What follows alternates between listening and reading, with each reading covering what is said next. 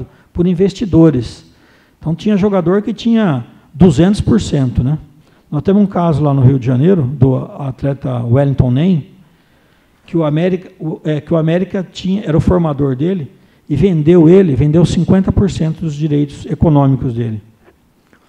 Posteriormente, quem comprou esses direitos econômicos repassou, ele tinha 50%, repassou 70% para um outro investidor. E esse outro vendeu para um clube. Aí o jogador, na verdade, ele tinha 180%. E aí houve uma discussão muito grande em relação a isso, e foi visando esse tipo de problema que a FIFA quis acabar, que a FIFA acabou com, vamos dizer assim, a chamada farra. Né?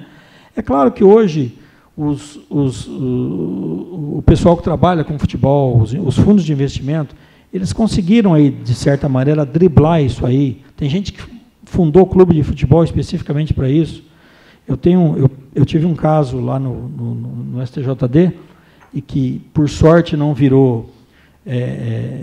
não foi para o CRL ou para a FIFA, porque estava desativado o CRL e agora foi criado o novo e o processo acabou não andando, mas é o caso do Maidana, do São Paulo Futebol Clube. Acho que ficou muito famoso aí em relação ao que aconteceu, as 5 irregularidades que tornaram o caso Iago Maidana explosivo.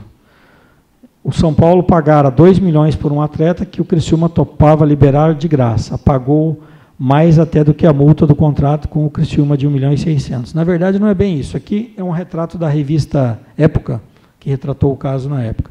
Na verdade, é o seguinte, eu sou advogado do Criciúma. O Criciúma tinha um contrato com esse jogador estava insatisfeito no clube, e todo o clube sabe que quando um jogador quer sair, é muito difícil de segurar, porque ele vai fazer de tudo para poder, de uma certa forma ou de outra, sair.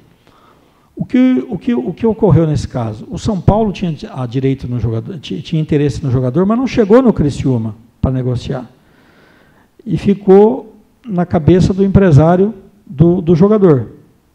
Esse empresário do jogador, não podendo ir diretamente para não se queimar com o Criciúma, esse empresário arrumou um outro empresário que foi e fazia a negociação. Aí o que aconteceu? Foi criado um clube, ou um clube de fachada, e uma empresa, Itaquerão Soccer, representou o Monte Cristo, que é um clube que não disputa nada, em negociação com São Paulo, e fez o pagamento para rescindir o contrato com o Criciúma, porque terceiros foram proibidos pela FIFA. Então, o que aconteceu?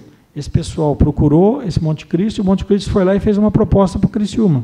O Criciúma vendeu o jogador, bem abaixo do valor da multa, e 2 dias depois, esse Monte Cristo vendeu esse jogador para o São Paulo por 2 milhões de reais. E aí até acabou gerando a queda do presidente do São Paulo na época, que era o Aidar, porque o Conselho do São Paulo também caiu matando em cima dele, porque ele podia ter comprado o jogador por 500 mil reais e o clube acabou pagando 2 milhões para esse Monte Cristo. Né? O que aconteceu com esse dinheiro, não cabe a mim aqui discutir, mas tudo leva a crer que teve gente que levou dinheiro a mais aí, né? Então, esse tipo de problema, a FIFA, visando acabar com isso, ela normatizou isso aí através do Regulamento Internacional de Transferência de Atletas, né? E, mesmo assim, é o que eu digo, hoje os clubes, o direito econômico, ele não pode estar fatiado em várias pessoas, como podia estar antigamente. Mas o pessoal sempre dá um jeito, alguma coisa, pega um clube de aluguel, desde que esse clube tenha sido um clube formador desse clube, mas geralmente é sempre um clube que se vende facilmente por qualquer coisa. Então, existem as burlas da lei aí que geralmente os advogados é que criam. Né? Eu sou da classe, mas a gente tem que admitir que a gente tem que resolver o problema do cliente. Né? E, normalmente, o que acontece é feito através de um advogado. Iago rescindiu o contrato com o Criciúma em 9 de setembro, quarta, olha só como é que é interessante os detalhes, às 15h44, assinou com o Monte Cristo em 10 de setembro, quinta às 16h14, rescindiu no dia 11, sexta às 17h29, assinou com o São Paulo dia 14, segunda às 16h42. Os dados constam do boletim diário, é público isso aqui que eu estou falando, constam do boletim diário da CBF, que é o BID, né? É onde se registram os jogadores de futebol, para quem não é afeito a futebol, né? Note que o lateral foi jogador do Monte Cristo efetivamente por 25 horas e 15 minutos. É o tipo de manobra que a FIFA está à caça no mundo todo. O investidor que, como não pode mais ter o direito econômico do atleta, usa o pequeno clube para a ponte. A FIFA quer acabar com as transferências que não tenham fim desportivo. O Iago saiu de um clube da Série B para ficar só um dia no Monte Cristo da C, estadual de Goiás, mas que nem disputava, antes de ir para um clube de Série A. Claramente havia um fim esportivo, e sim, não havia um fim esportivo e sim econômico. Né? Então, o teor do que eu queria falar para vocês é aqui, eu vou abrir um pouco até para os debatedores, porque uma pessoa só ficar falando é muito chato, né? Vai dando sono nas pessoas, né? Então, eu queria abrir aqui para os colegas da mesa, até para a gente, e também para a plateia, para a gente debater um pouco disso tudo que eu pude trazer para vocês. Queria agradecer a presença de todos, agradecer o convite que foi feito aqui pelo TRT da 8ª Região. Estou muito feliz por estar aqui. Agradecer aos clubes, à federação, saudar o Maurício aqui e a todos que estão presentes aqui. Aqui tem um pouquinho da minha história como membro de futebol, do que eu participei. Fui um medíocre centroavante de categorias de base, né? Como diz o Túlio, eu tenho uns 500 gols aí, mas não estão registrados, então não vale, né? Mas essa é a vida desportiva que eu pude fazer. Estou aqui para responder as perguntas. Se alguém tiver alguma curiosidade, alguma coisa em relação a qualquer assunto que a gente mencionou aqui, por favor, sintam-se à vontade. Queria abrir agora aqui para os colegas debatedores. Muito obrigado. Muito obrigado, doutor Oswaldo, pela brilhante palestra, que esclarece um tema que é tão inquietante, ao mesmo tempo muito técnico. Aprendi muito, Vossa Excelência, hoje, e aproveito o ensejo para passar a palavra para o doutor Felipe Jacó, para dar sua contribuição como debatedor no prazo de 20 minutos. Doutor Felipe, com a palavra. Primeiramente, gostaria de agradecer o convite pessoal da coordenação do curso de Direito do CESUPA. Gostaria só de registrar aqui, infelizmente, até me perguntaram como é que o senhor gostaria de ser qualificado com a minha titulação. Eu falei, não, infelizmente, o Tribunal de Justiça Desportiva, tenho que deixar isso registrado aqui, apesar de já começar polemizando, o Tribunal de Justiça Desportiva do Estado do Pará não foi convidado para comparecer aqui. Então, eu gostaria de deixar registrado que, inclusive, nosso presidente, nosso vice-presidente do Tribunal de Justiça Desportiva me autorizaram a deixar registrado que o nosso Tribunal de Justiça Desportiva do Estado do Pará não foi convidado, porém, estou aqui presente em razão do convite feito pela coordenação do curso de Direito do CESUPA e, obviamente, por ser presidente da 2ª Comissão Disciplinar, gostaria que assim ficasse registrado, tá, a minha titulação e, principalmente, a minha atuação. Até porque o tema discutido aqui está diretamente ligado, principalmente, a essa questão da atuação do Tribunal de Justiça Desportiva, tá? E acredito que tenha sido também convidado em virtude da minha qualificação. Sou pós-graduado, tenho 2 especializações, uma em Direito do Trabalho e uma em Processo do Trabalho. Já atuo aqui nessa justiça especializada há mais de 10 anos.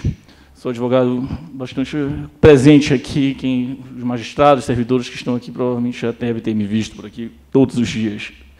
E eu gostaria, primeiramente, então, de agradecer, registrar aqui a presença do doutor Márcio Tuma, que somos muito colegas de trabalho, atuamos praticamente todo dia, nos vemos todos os dias aqui. A ilustre palestra do doutor Sestário, que, sem dúvida nenhuma, acrescentou demais os nossos conhecimentos. Na verdade, não acrescentou, inclusive despertou, aposto que despertou, incitou a várias pessoas que estão aqui presentes a curiosidade em discutir mais sobre algo que, de fato, é bastante relevante, principalmente considerando a relevância que o futebol tem aqui no Estado do Pará. Todos aqui somos apaixonados pelos clubes de futebol, que nós estamos aqui, todos vão ao campo de futebol, e acredito que esse tema tem sim que ser bastante explorado. Parabenizo o Tribunal Regional do Trabalho por essa oportunidade que está dando, para justamente a gente discutir, que seja o primeiro de muitos eventos nesse sentido. Tá? Também o presidente do Clube do Remo, André Cavalcante, representantes do Paysandu, que também estão aqui. Isso engrandece o nosso futebol, isso engrandece o nosso desporto. Tá? Bem, primeiramente, eu gostaria de ressaltar, o doutor Sestário já...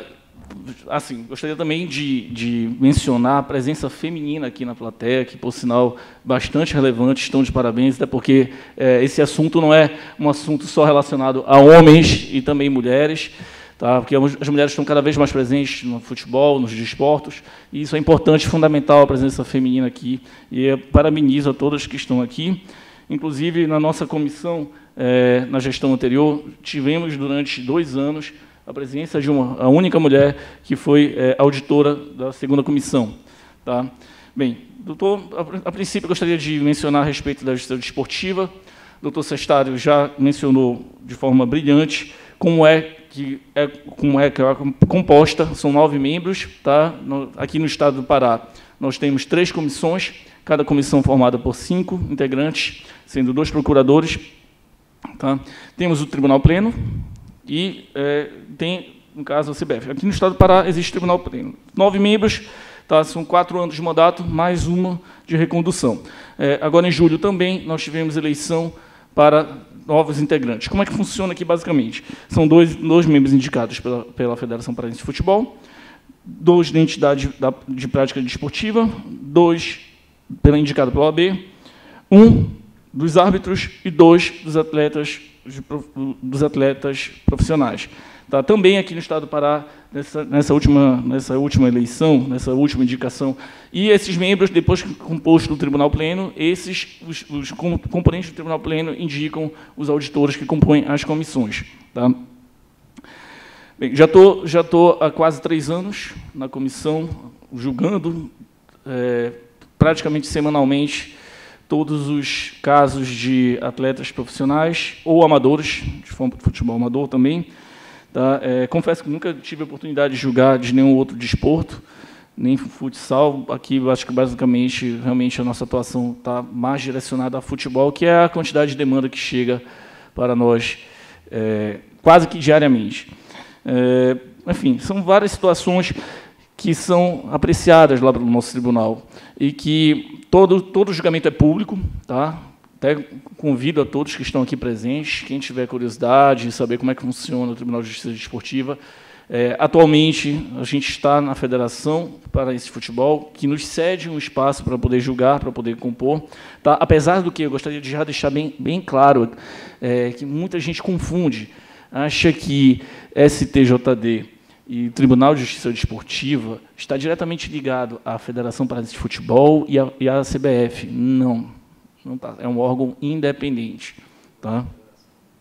Completamente independente. Tá? Tanto é que a composição, repito, é formada por 2 indicações da federação, 2 da entidade de prática desportiva, 2 integrantes da OAB, 1 dos árbitros e 2 dos atletas. Nessas últimas eleições, de fato, nós tivemos uma renovação enorme. E, de fato, também aqui, também a gente teve o que aconteceu no cenário nacional, onde os atletas, de fato, se mobilizaram, conseguiram indicar 2 pessoas. Então, a gente teve uma renovação no tribunal bastante relevante, e isso é muito importante, porque eu sou a favor da mudança de gestão, da mudança da alteração, porque são pessoas que, por exemplo, estão contribuindo de forma salutar. Tá? Nós não recebemos absolutamente nada, nós atuamos no Tribunal de Justiça Desportiva porque, pelo nosso amor ao futebol, enfim, a legislação também. Todos nós que estamos no Tribunal de Justiça Desportiva atualmente, todos somos advogados. A maioria atuante aqui na Justiça do Trabalho, até porque justamente é fundamental essa discussão aqui, essa interligação entre a Justiça Desportiva, o regulamento desportivo e as normas trabalhistas. Tá? Isso engrandece muito, por isso que eu convido vocês. Nós temos julgamento todas as terças, quartas e quintas. Tá? E as discussões são muito enriquecedoras. Tá? Então, convido desde já todos vocês a comparecerem ao Tribunal de Justiça Desportiva. Nossos julgamentos acontecem normalmente das 4 às 5 da tarde, ou então das 5 às 6 da tarde. Tem a pauta de julgamento. Quem tiver interesse em participar, o convite está feito. Tá? Então, assim, por exemplo, nós temos diversos casos em que, o doutor Sestário falou, normalmente começa com uma súmula de um árbitro de futebol, tá? A súmula ela é apreciada, analisada pelo procurador, que oferece a denúncia e depois é levada para julgamento, é distribuída a uma das comissões, é levada para julgamento, e da decisão das comissões, tá? Pode-se recorrer ao tribunal interno ou não. Tá? Nossa comissão, atualmente, o que a gente estava até conversando ainda há pouco, que a gente tem, até porque se eu for ficar falando muita coisa aqui que eu já tinha colocado aqui, eu vou ser muito repetitivo, até porque o doutor Sestado realmente exauriu de forma brilhante muitos assuntos aqui que já iria colocar. Mas, por exemplo, as penalidades, eu acho que é interessante colocar aqui, tanto para árbitro quanto para jogador de futebol, e também dirigentes. Tá? Advertência, eliminação, exclusão, indenização, interdição de praça, multa, perda de campo, perda de pontos, perda de renda e suspensão de partida. Tá? Atualmente, o que é realmente, de fato, o que é muito complexo e realmente muito discutível, e por isso que torna a atuação até interessante, a presença de todos para discutir, porque é a forma como o árbitro relata e, muitas vezes, a forma como de fato acontece. Como, por exemplo, o árbitro relata que um jogador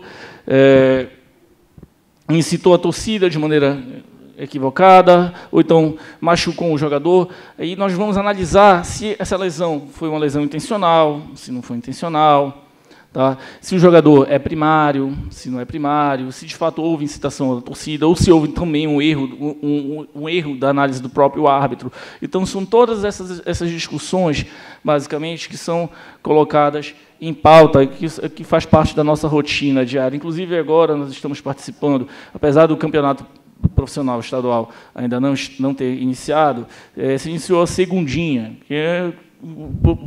e também estão jogando sub-20. Então, esses jogos são assim bem interessantes, porque são muitos processos que são jogados, são colocados para o nosso julgamento. E é justamente onde a gente visualiza que a gente tem que educar o futebol. O nosso papel também é esse, educar os jogadores, os clubes de futebol. Por exemplo, eu tive um caso na semana passada, obviamente não vou citar partes, não vou citar nomes, em que teve um quebra-quebra no jogo de segundinha. Simplesmente o árbitro, no primeiro tempo, no início do segundo tempo, expulsou um jogador, porque tinha entrado de forma irregular em outro jogador que acabou se lesionando e saindo da partida, expulsou o jogador, um outro foi reclamar, expulsou o segundo por reclamação, já veio um terceiro e transferiu o golpe e começou a pancadaria dentro do campo. Tá? Isso um jogo de sub-20. Ele teve que interromper o jogo, tentou reiniciar a partida e teve que interromper o jogo aos 40 minutos do segundo tempo. Qual é a pena a ser aplicada? Qual é a dosimetria dessa pena? Isso tudo é muito interessante. Somos 5 jogadores que vamos analisar como está na lei, quais são as penalidades aplicáveis, de que forma, a dosimetria dessa pena, se cabe uma indenização.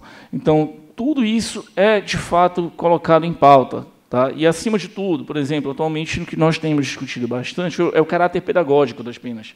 Porque não adianta, às vezes, só, por exemplo, um atleta sub-20, por ser réu primário, às vezes o árbitro ele pega e já dá a aplicação automática de um jogo. Tá? Então, se a gente pega e aplica penalidade de 2 jogos, ele está absolvido. Por quê? Porque ele reduz a metade da pena. Então, já cumpriu a suspensão automática, então praticamente está absolvido. Só vai ser realmente só vai ser registrado lá como na próxima oportunidade ele não vai ser mais o réu, não vai ser mais não é réu, né? No caso ele já não vai ser mais primário.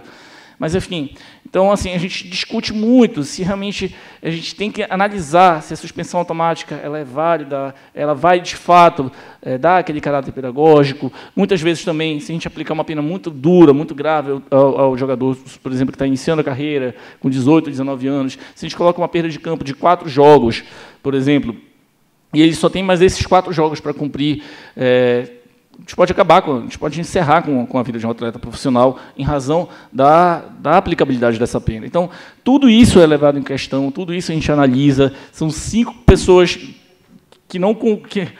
que realmente a gente discute muito, porque nem sempre todo mundo pensa da mesma forma, tem muitos votos divergentes. Normalmente, com os casos mais complexos, sempre há divergência, sempre vai pelo voto da maioria. Tá? Então, são esses os assuntos, assim, estou falando de forma bem rápida, bem resumida. Entre outros assuntos, eu até gostaria já de iniciar aqui uma discussão. O doutor que citou o caso do Criciúma. Nós tivemos um caso aqui também que algo muito parecido, só que a denúncia foi de aliciamento de jogador. Tá?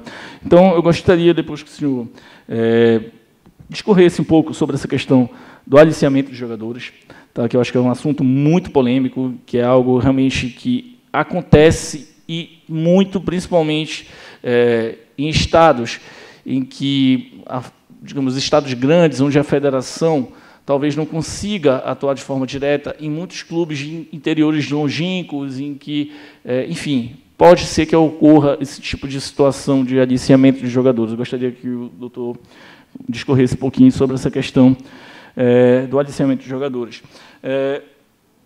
Outro ponto que é interessante é a respeito dos recursos. Tá? Os recursos, basicamente, têm efeito suspensivo. Por exemplo, a gente teve um caso recentemente aqui do Grêmio, tá?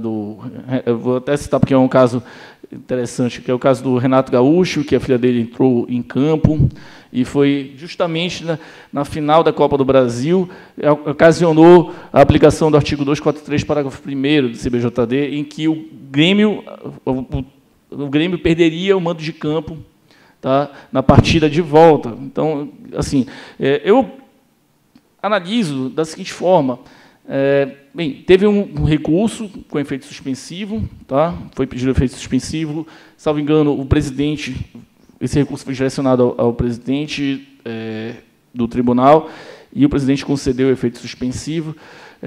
Justamente essa questão, né?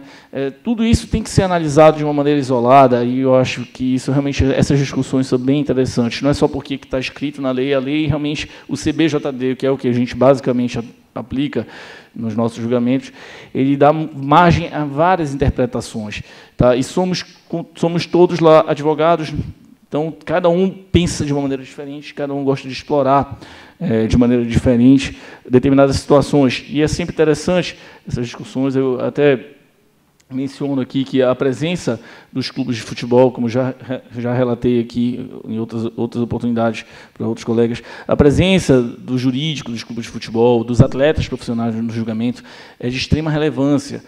Tá?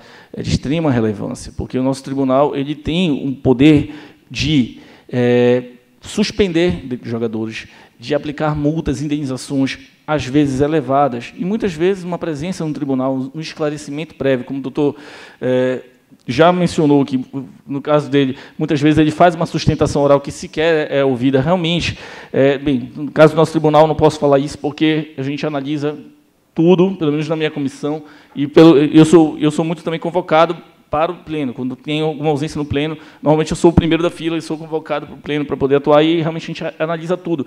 Eu gostaria só de deixar registrado aqui que na atual gestão, desde que eu entrei no Tribunal de Justiça Desportiva, nós estamos com nossos processos 100% julgados.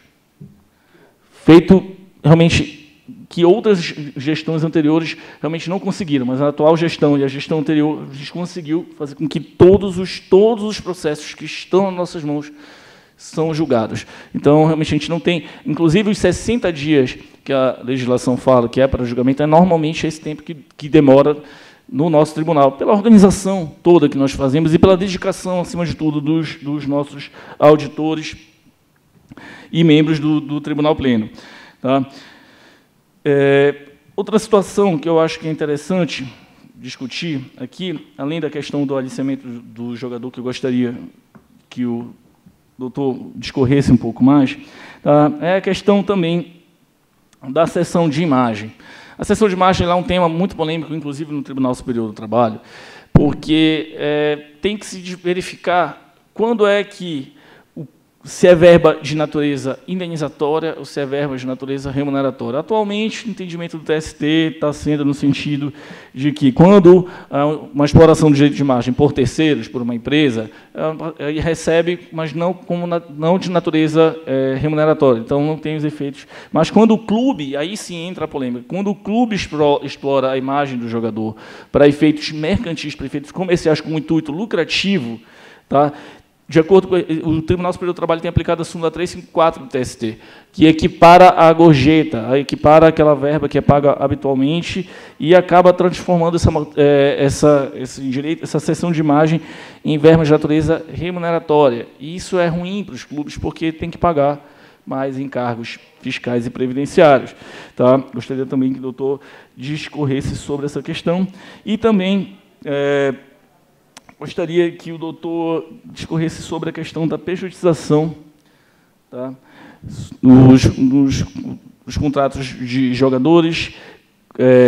De esportes, o senhor citou a questão do Guga, acredito que seja essa questão do tema que é extremamente polêmico, que é a pejotização, que ocorre basicamente de forma bem sucinta, quando um atleta profissional ele cria uma empresa para poder gerir seus vencimentos, justamente para sonegar imposto com esse intuito, mas quando é caracterizada a relação de emprego, artigo 3º da CLT,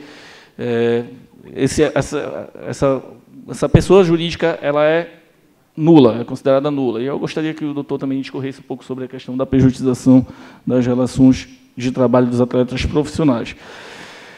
Bem, tem muitos assuntos aqui para discorrer, mas eu acredito que meu tempo já tenha acabado, não tenho certeza. Mas eu gostaria de ouvir um pouco mais do doutor doutor Sestário, a respeito desses temas. E eu gostaria de agradecer mais uma vez o convite e a participação aqui nesta tribuna.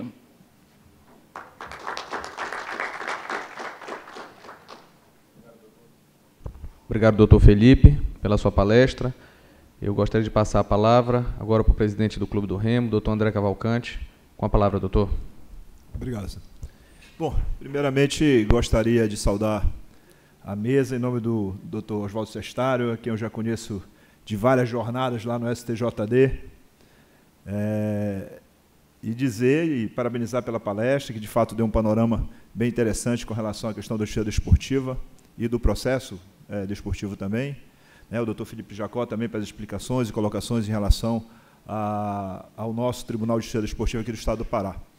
É interessante essa matéria, eu sempre fui um entusiasta do direito desportivo, acho que é muito mal explorado, eu acho que as pessoas ainda não têm a dimensão da importância do direito desportivo no ordenamento jurídico brasileiro, porque se você for fazer um parâmetro bem raso que seja em relação à questão do que uma decisão desportiva envolve, você vai ver o quão importante é esse direito. A gente tem aí todo o aspecto econômico, financeiro que envolve. Imagina um atleta, vamos pegar aí um exemplo de um time desse do Palmeiras que está agora prestes a ser campeão brasileiro, tirar um Gabriel Jesus do último jogo, dependendo de uma vitória, por exemplo. Então, isso daí impacta muito, não só a questão financeira do próprio clube, que investe milhões no pagamento de salários e outras verbas para esses atletas, mas também envolve a paixão de milhares, milhões de torcedores que também gostariam de ver seu time completo disputando uma partida de extrema importância como um eventual final do Campeonato Brasileiro. Então, dentro dessa característica, o direito desportivo eu julgo ser muito mal explorado, tanto nas nossas universidades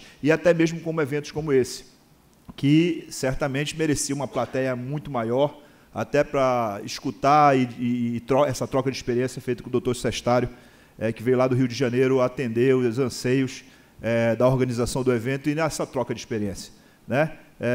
Dentro desse aspecto, eu gostaria de fazer algumas pontuações, até para a gente não demorar muito e até estender a plateia a essa questão da discussão. Eu vou tocar em dois pontos aqui, 3 pontos, na verdade, que foram abordados não só agora, como na parte da manhã também. Uma foi em relação a essa questão do futsal, que diz, como o senhor colocou, é tratado como amador, mas tem atletas ganhando muito dinheiro aí. E hoje de manhã houve aqui uma pontuação em relação à questão de um time local que houve declarações na mídia de que eles não recebiam salário, é uma espécie de cooperativa. E o doutor Cristino, inclusive, tentou fazer algumas explicações, e eu vou me avorar aqui no direito de esclarecer um pouco mais isso aí. Ele pode até participar caso queira, caso ele queira complementar.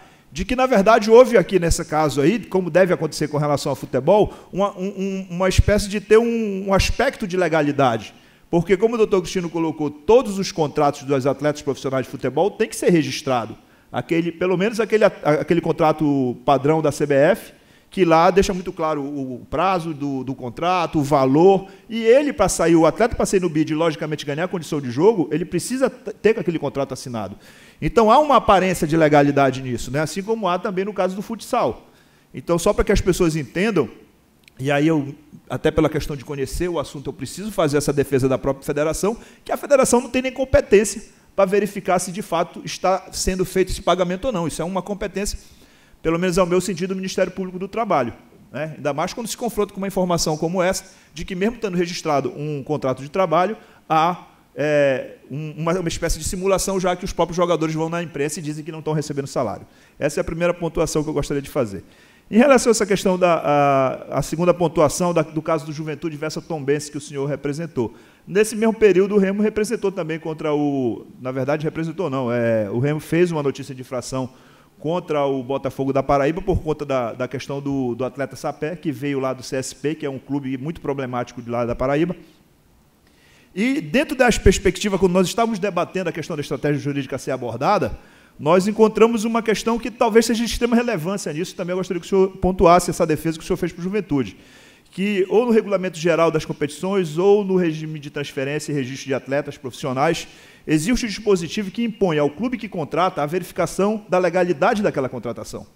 Então, eu entendo que aquela figura do terceiro de boa-fé, ele acaba sendo superado por conta desse dispositivo, que ele fala, é muito específico em dizer que é responsabilidade de quem contrata verificar a legalidade dessa contratação em todos os aspectos. Não só no aspecto jurídico, contratual, mas também no aspecto de saúde do atleta, se ele tem condições de desenvolver. Ele não pode vir depois alegar que foi enganado. Em suma, é isso. Então, isso foi uma tese que nós desenvolvemos nesse caso Sapé, mas que não foi à frente justamente por essa alegação de que o time não tem como saber porque deixa. Eu não entendo desse jeito, mas silenciei. Enfim.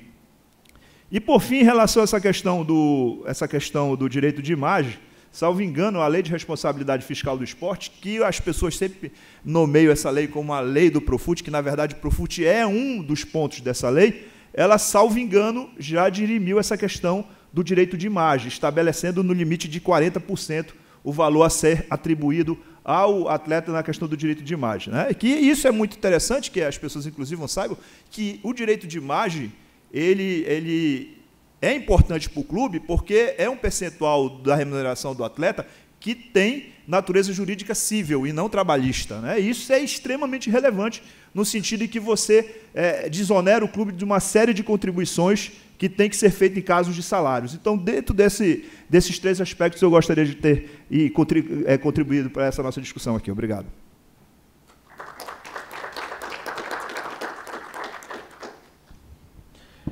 Eu vi que ambos os palestrantes fizeram questionamentos ao doutor Sestário, mas antes de passar a palavra para o doutor Sestário, eu quero agradecer ao doutor André pela sua exposição e quero também franquear aos presentes a possibilidade de fazer perguntas, de pedir esclarecimentos.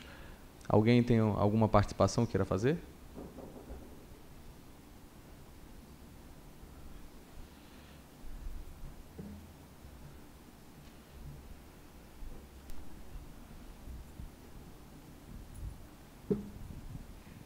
Só diga seu nome e formule a pergunta. Obrigado. Boa tarde. Meu nome é Matheus, sou estudante de Direito. Inclusive, primeiramente, eu queria cumprimentar os presentes, dizer que eu até pretendo, no futuro, seguir essa carreira de Direito Desportivo para ajudar o meu clube de coração, quem sabe, no STJD.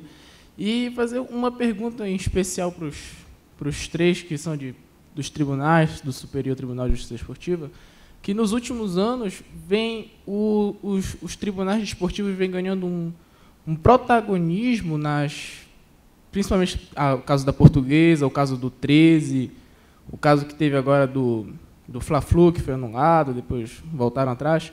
Ou seja, o Superior Tribunal de Justiça Desportiva, em especial, está ganhando um protagonismo que julgo eu ser exacerbado, pois além dos destaques em campo, de Gabriel Jesus, esses jogadores como um todo, os advogados dos clubes também ganham um destaque até exagerado, pois muitas coisas dos campeonatos acabam sendo decididas em tribunais. Eu queria saber dos palestrantes da mesa até que ponto esse protagonismo é benéfico ou prejudicial para o andamento dos campeonatos, segurança jurídica e para o próprio direito desportivo. Boa tarde. Boa pergunta, Matheus. Os três respondem? Eu posso responder. Doutor André. Mas se o Sestaro quiser falar primeiro. Bom, Matheus, primeiramente, obrigado. Eu sou da corrente que prega que o direito ele não tem que ser apenas aquele para resolver o problema. Tu tens que ter o direito também, a parte advocatícia, a assessoria jurídica, como de forma preventiva, né? Talvez, se os clubes tivessem um corpo jurídico qualificado, e aí a gente entra naquela discussão que eu estava tendo com o Sestaro há pouco, de que não adianta você colocar um advogado, por exemplo, civilista, um trabalhista. Ele não vai ter a desenvoltura que um advogado que tem, dentro da sua área de atuação, o direito desportivo. Existem muitas peculiaridades que você tem que levar em consideração. Então, eu tenho certeza que o Sestaro já deve ter visto muito isso, o Felipe já deve ter visto muito isso lá no STJD, de defesas ou até mesmo colocações em que se baseia numa lei que não é a correta de se basear.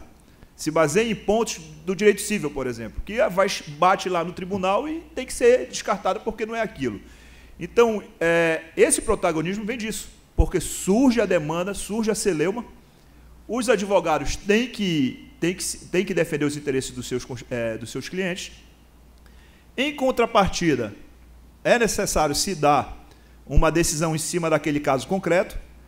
Também pela parte da manhã eu citei uma questão aqui, que o Sestaro citou também, em relação a uma norma do CNJ e do próprio Conselho Nacional do Ministério Público, que tirou de todos os tribunais membros do Ministério Público e membros do Judiciário, que eu achei que foi uma perda muito grande para a Justiça Desportiva, até porque esses profissionais têm, dentro do seu métier profissional, essa característica de julgamento, né? O juiz, logicamente, nem precisa explicar, e o Ministério Público tem todo aquele envolvimento também na questão da defesa, e principalmente eles atuavam muito na parte da procuradoria, quem é que faz as denúncias. Então, eu acredito que a gente está no momento de consolidação do direito desportivo no Brasil. Se a gente for fazer uma pesquisa, o Sestaro levantou bem rapidamente aí, estamos numa evolução, né? Eu acredito que, com a adoção de algumas medidas dentro do campo, que no caso até a questão tecnológica, para diminuir o máximo de nível de erros dentro do campo, a própria melhor qualificação dos representantes das federações, e no caso da confederação, dos delegados da partida, dos próprios árbitros. Eu não sei se o Felipe vai corroborar comigo, mas eu cansei de fazer defesas no TJD aqui, onde a gente conseguia inocentar o nosso constituinte na mera leitura da súmula. Por quê? Porque o árbitro fazia uma redação, ele mesmo se contradizia na redação dele. Então, quer dizer, quando todos esses aspectos estiverem alinhados, nós certamente teremos um direito mais seguro e teremos menos polêmicas e aí menos protagonismo desses outros atores que não os verdadeiros artistas do futebol, que são os jogadores e o jogo. Matheus, boa tarde. É um prazer contar com a sua presença aqui e com a dos demais também, mas a sua pergunta foi muito pertinente. Eu não sou carioca, como eu já falei aqui, sou de Londrina. Eu melhorei um pouquinho meu sotaque lá no Rio de Janeiro, até por um certo bullying que eu sofria, porque eu falo porta, amor, né? Eu sou do interior do Paraná, e o carioca é muito assim, astuto, né? E o carioca tira muito sarro. Então, eu acabei vencendo isso e me impondo dentro do direito desportivo do Rio de Janeiro, até pelo trabalho que eu fiz nesses anos todos. A gente vê esse protagonismo, por exemplo, quando a gente vê muito meme aí nas redes sociais.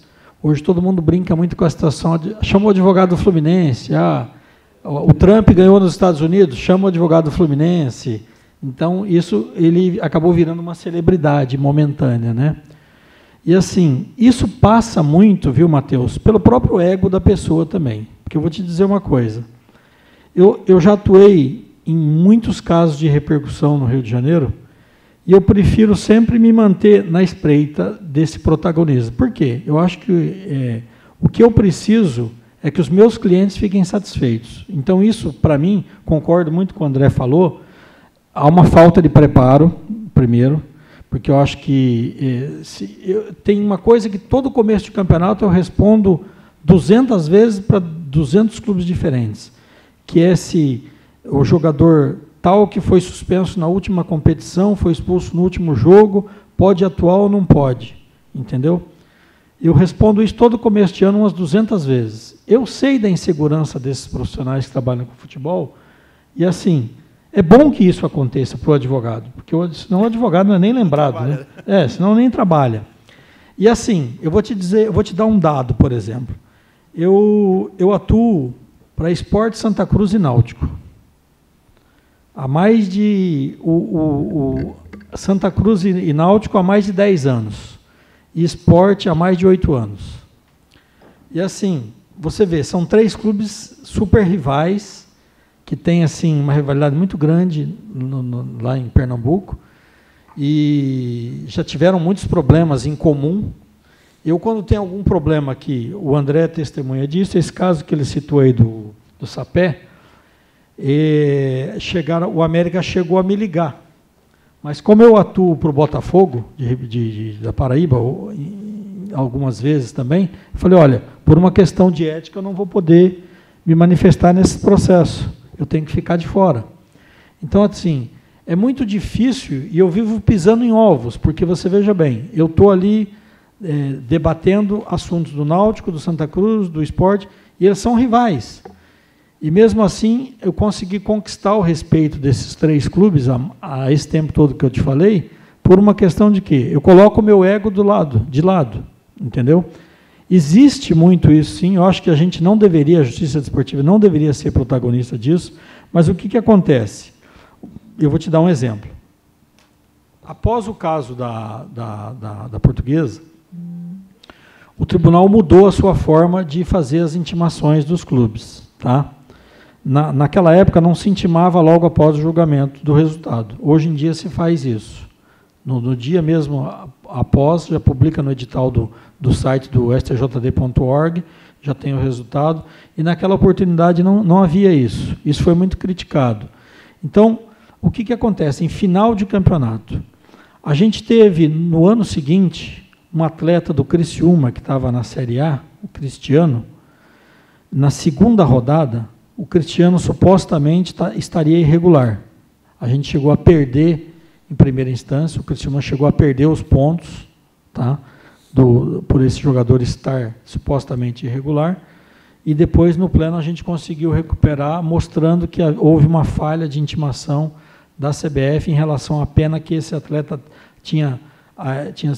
havia sido punido 1 ano atrás, e ele ficou 1 ano sem jogar competições nacionais, e que não havia essa comunicação por parte da CBF, a gente conseguiu recuperar esses pontos. Mas o que acontece? Não era final de campeonato, era começo de campeonato. A grande mídia, ela não deu a menor importância para aquele caso, né? Mas, então, você poderia dizer, mas que não era um caso de relevância. Sim, era um caso de relevância, porque se tirasse os 3 pontos, o Criciúma poderia sofreu uma queda naquele ano para a 2ª divisão, o que não aconteceu, mas assim, não houve a relevância, por quê? Porque era começo de campeonato.